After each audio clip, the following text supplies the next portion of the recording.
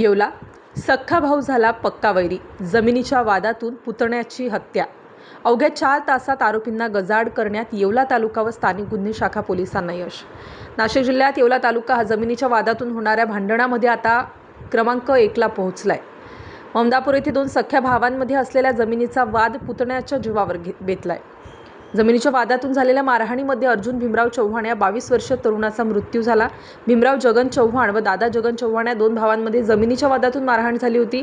मारहाणीमध्ये जखमींना उपचारासाठी उपजिल्हा रुग्णालयात आणण्यात आलं होतं. त्यानंतर या ठिकाणी पुन्हा अर्जुन भीमराव चव्हाण याला लाकडी दांडक्याने जबरी मारहाण करण्यात आली. यात अर्जुनचा मृत्यू झाल्याने एकच खळबळ उडाली.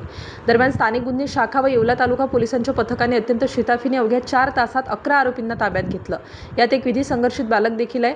आरोपींना येवला न्यायालयात हजर केलं असता 8 आरोपींना 3 दिवसांची पोलीस कोठडी मिळाली असून 2 आरोपींना न्यायालयीन कोठडी मिळाली आहे व विधी संघर्षित बालकाला बाल सुधाकर गृहात पाठवण्यात आलाय. या घटनेचा पुढील तपास येवला तालुका पोलीस करीत आहेत. सदर गुन्हा उघड आणण्याकामी येवला तालुका पोलीस निरीक्षक संदीप मंडलिक, स्थानिक गुन्हे शाखा पोलीस निरीक्षक दत्ता शिंदे यांच्यासह सहाय्यक पोलीस निरीक्षक हर्षवर्धन बहिर, पोलीस उपनिरीक्षक अण्णासाहेब दिघेसाहेब, प्रल्हाद पवार साहेब यांच्यासह पोलीस हवालदार कांदळकर, पोलीस कर्मचारी सागर बनकर, पंकज शिंदे, सचिन वैरागर, गणेश बागुल, राजेंद्र बिन्नर, चंद्रकांत निर्मल, प्रवीण काकड, आबा पिसाळ, बाबा पवार आदींनी परिश्रम घेतले. येवला तालुका पोलीस स्टेशन हद्दीतील ममदापूर या ठिकाणी 2 सख्ख्या भावांमध्ये शेतीचा वाद होता.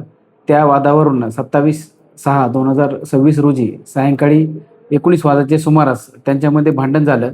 त्या भांडणामधील जे आरोपी आहेत आणि जखमी हे येवला येथील उपजिल्हा रुग्णालयात उपचार घेण्याकामी आले होते. त्यावेळी यातील फिर्यादीचे मुलगा अर्जुन यास समोरील आरोपी यांनी गेटच्या समोर गाठून त्यास मारहाण केली. त्यामध्ये उपचारादरम्यान सदर व्यक्ती अर्जुन चव्हाण हा मयत झाला असून या प्रकरणात आम्ही गुन्हा दाखल केला आहे. गुन्हा दाखल करताच यातील 11 आरोपी यांना अटक करण्यात आली असून उर्वरित 5 आरोपींचा शोध घेत आहोत. संबंधित आरोपींना आज माननीय न्यायालयासमोर हजर केला असता 8 आरोपींना 3 दिवस पोलीस कस्टडी मिळाली असून 2 आरोपींना न्यायालयीन कस्टडी मिळाली आहे.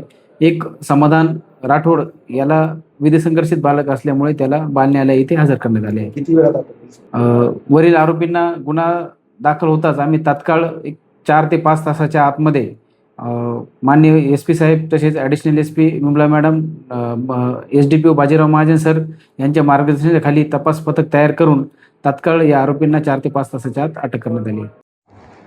स्टार न्यूजसाठी मोहसिन पठाण, नाशिक.